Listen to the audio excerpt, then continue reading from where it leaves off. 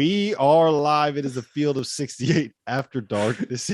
We're on Sirius XM Channel 84, the ESPNU station. We are streaming on YouTube. If you're watching right now, please jump in that chat. Ask us questions. We will be answering them every break. And if you're Coach Prohm, you might be answering them before we come out of break too, as well. That's why you heard that Gillespie jump in there. Anyway, we're going to talk about the Big 12 Conference, kind of big picture here. And I want to start with Baylor. We just watched them struggle a little bit with this West Virginia team, who is good, but they really haven't landed the wins to kind of prove how good they are.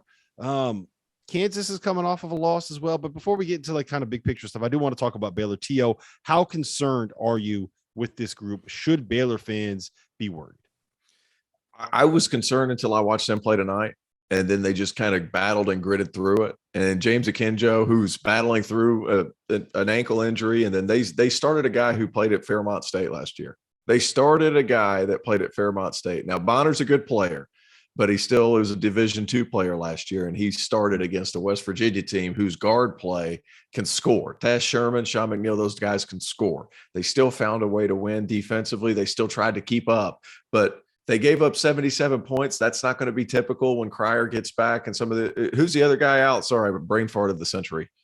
Adam Flagler. Adam Flagler out. Yeah. So like they didn't guard and they didn't handle the ball probably like they would, but it's a Baylor team once they get healthy. I think, guys, this is a deep run NCAA tournament team once again, because they have all those pieces, but they do have to be healthy. That's a huge part of it, obviously. Yeah, without question, man. I like Baylor. I mean, I know we look at those 2 home losses in conference. And if you're going to win a conference regular season championship, man, you hate to give away 2 at home. You try to, your goal really is win all your home games, try to be, in the Big 12 would be 5-4 better on the road. I know they had the tough loss to Alabama, but Alabama's good. They're talented. And the grit and toughness that Scott Drew has developed in this program over the last several years is what's keeping them going right now. And we're asking about, we're questioning Baylor right now, or kind of floating out that question. And they're 7-2 in one of the best top 1 or 2 leagues in the country, maybe, top 3 league in the country. And they got a huge one though in Allen Fieldhouse on Saturday, but hopefully the great thing about playing on Monday in the Big 12 is, like we were talking about the dog days we're going to talk about a little bit later, man, Baylor may not come back for a legit practice till Thursday. I mean, they may have Tuesday and Wednesday off where it's treatment, recovery, some small individual workout groups, and really rest and recover with the trainer and with the strength coach, and really try to get healthy for Allen Fieldhouse. So I want to ask you guys this, because I don't know if this is a hot take, but I feel like you can make an argument that there's not an elite team at the top of the Big 12 right now. And I hear what you're saying with the injuries with Baylor, T.O. But it's kind of, we haven't seen Baylor be that team for like a month, probably like a month or so. Right. So I am a little bit worried about them, whether or not they can kind of get back there. And then Kansas, I don't know if I could trust a team that doesn't have a great point guard, and a Bill Self team that doesn't also have a 5-man that we can figure out an answer to. So is it crazy to say that the Big 12 has a whole bunch of teams that are just good? They don't have any great teams in that league. Am I off base? I think you have some great players that can turn you into great teams on a certain night. Yeah. Like Ochai Agbaji, like he can turn you into a great team because he can go for 40. Like Texas Tech can have a great game defensively and really tear down anybody they play against because they're that.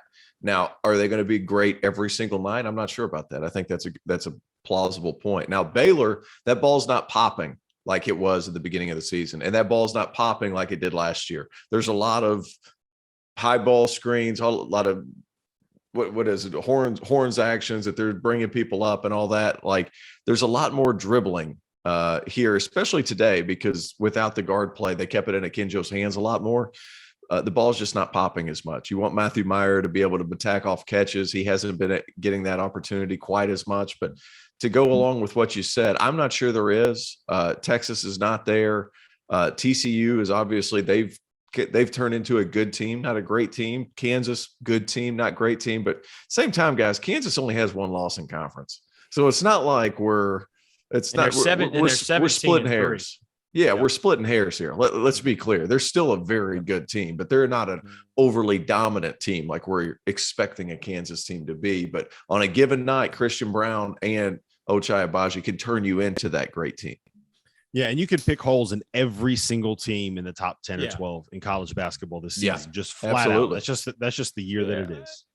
Yeah, if you took the top 20 teams in the country and you threw them on a neutral floor with Baylor, Texas Tech, and Kansas, who are you taking? And I'm not going to, go Auburn, go Houston, all that. But just, if you think of it that way, Kansas didn't play great, Saturday against Kentucky. So now everybody's kind of reevaluating them, from that standpoint. But, they played really well. They beat a good Texas Tech team at home.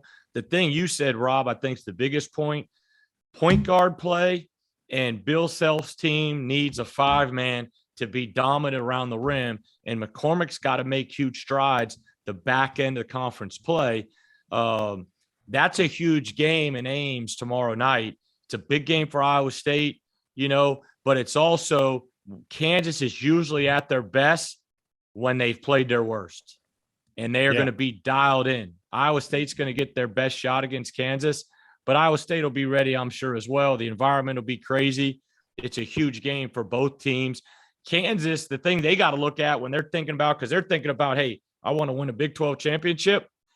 If they win tomorrow night in Ames and they come home and beat Baylor, man, they can get about a 2-game separation, and that's huge going down the stretch.